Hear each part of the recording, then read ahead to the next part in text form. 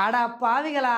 அழகா ஒரு சிங்கிள் ஓடி மேட்ச வின் பண்றத விட்டுட்டு, இப்படி ஜெயிக்க வேண்டிய மேட்ச தோத்துட்டு வந்து நிக்கிறீங்களேய்யா!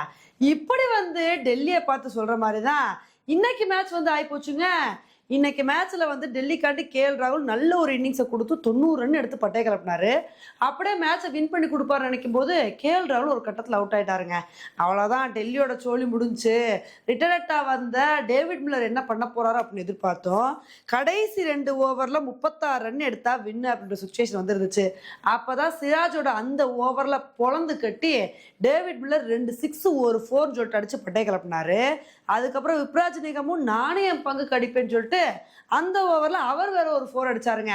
அந்த 19வது ஓவர்ல 23 ரன் வந்துருச்சு. கடைசி ஓவர்ல 13 ரன் எடுத்தா வின் அப்படின்ற சுச்சுவேஷன் இருக்கும்போது பிரசித் கிருஷ்ணாவோட ஓவர்ல ஃபர்ஸ்ட் பால்ல விப்ராஜ் நிகம் வந்து 4 அடிச்சாரு. அடுத்த பால்ல அதே மாதிரி ஆட போய் சுப்மன் கில்க்கு கேட்ச் கொடுத்து அவுட் ஆயிட்டாரு. அதுக்கப்புறம் கடைசி 3 பால்ல 8 ரன் எடுத்தா வின் அப்படின்ற சுச்சுவேஷன் இருந்தப்ப டேவிட் மில்லர் அழகா ஒரு 6 அடிச்சாரு. கடைசி 2 பால்ல 2 ரன் தானே, ஈஸியா அடிச்சு இந்த மேட்சை வின் பண்ணிட்டு போயிட்டே இருப்பாங்க அப்படின்னு தாங்க வந்து எதிர்பார்த்தோம். அப்போதாங்க 5வது பால்ல அழகா சிங்கிளோட வாய்ப்பு இருந்தும் டேவிட் மில்லர் ரன் ஓடாம விட்டுட்டாரு. அதுக்கப்புறம் வந்து பாத்தீங்கன்னா கடைசி பால்ல 2 ரன் எடுத்தா வின் அப்படின்ற சுச்சுவேஷன் இருக்கும்போது அப்ப ரன் ஓடும் போது குல்தீப் யாதவ் வந்து ரன் அவுட் ஆயிட்டாரு. இதுலயே வந்து பாத்தீங்கன்னா இது ஒய்டு பால் மாதிரி இருக்கு, அதனால நாங்க ஒய்டுக்கு ரிவ்யூ எடுப்போம்னு சொல்லிட்டு ரிவ்யூ எல்லாம் எடுத்து பார்த்தாங்க.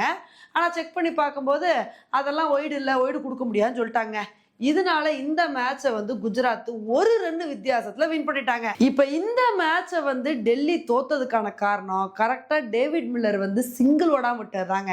ஏன்னா அவர் அவ்வளோ அதிரடி காட்டினாரு, மனுஷன் ஒரு சூப்பரான பெர்ஃபார்மன்ஸை கொடுத்தாரு. அம்புட்டு நல்ல ஒரு பெர்ஃபார்மன்ஸை கொடுத்தும் 5வது பால்ல சிங்கிள் ஓடாம விட்டனால தான் இந்த ஜெயிக்க வேண்டிய மேட்சை தோக்குற மாதிரி நிலைமை ஆயிப்போச்சு. இதே அந்த பால்ல வந்து சிங்கிள் அழகா ஓடி இருந்தாங்கன்னு வச்சுக்கோங்களேன், கடைசி பால்ல ஒரு ரன் எடுத்தா வின்னு, ரன்னே எடுக்கலன்னா மேட்ச் சூப்பர் ஓவரில் போயிருக்கும். இந்த மாதிரி பயங்கர இன்ட்ரெஸ்டிங்காக வந்து மாறி இருக்கும். ஆனால் 5வது பாலில் சிங்கிளோட விட்டா தான் ஒரு பெரிய தவறாயிடுச்சு. இதனால இந்த மேட்சை வந்து குஜராத் வின் பண்ணிட்டாங்க. குஜராத்துக்கும் இது ஒரு தேவையான வெற்றி தாங்க. ஏன்னா இந்த ஐபிஎல் சீசனில் அவங்க கண்டினியூஸாக 2 மேட்ச் வந்து தோத்தாங்க. எப்படியாவது ஹேட்ரிக் தோல்வியை வந்து தவிர்க்கணும்னு சொல்லி இந்த மேட்ச்சில் ஒரு சூப்பரான பெர்ஃபார்மன்ஸை கொடுத்து வின் பண்ணிட்டாங்க. இவங்க வின் பண்ணதுக்கு மெயின் ரீசன் என்ன அப்படின்னா பேட்டிங்கில் ஒரு சூப்பரான பெர்ஃபார்மன்ஸை கொடுத்து 210 ரன் வந்து எடுத்தாங்க. Shubman Gill, Jos Buttler, Washington Sundar இந்த 3 பேருமே ஹாஃப் செஞ்சுரி அடிச்சு அசத்துவா அப்படின்னு சொல்லிட்டு 3 பேருமே நல்ல ஒரு கான்ட்ரிபியூஷனை கொடுத்தனால தான் இவ்வளோ பெரிய டார்கெட்டை வந்து எடுக்க முடிஞ்சுச்சு. அதே மாதிரி இன்னைக்கு ரஷித் கான் பவுலிங்ல மிரட்டி விட்டாருங்க.